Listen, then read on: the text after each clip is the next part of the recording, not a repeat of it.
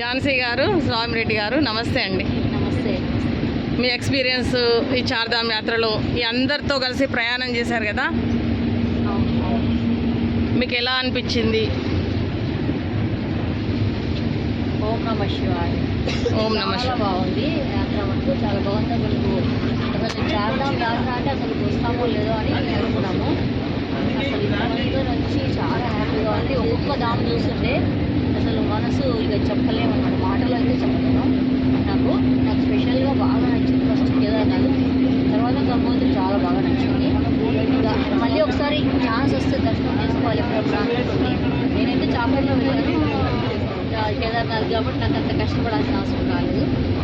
భగవంతుడి దయ వల్ల అంత బాగా జరిగింది, చాలా బాగుంది. అసలు ఏదైనా కష్టపడి మనం పోతున్నాము అంటే పైకి పోయిన తర్వాత మాత్రం అన్ని కష్టాలు ఒక్కసారి ఆ వెళ్ళిపోయిన చూస్తే మనకు అసలు అక్కడి నుంచి రాబుతారు. ఇది మనస్ఫూర్తిగా బాగుంది. శ్రీ నారాయణ బద్రీనాథ్ కూడా చాలా బాగుంది. మీరండి? ఓం నమ శివాయ. నేను ముందు ఏంటంటే చార్ధామ్ యాత్ర కోసం అనే ప్రయాణం కంటే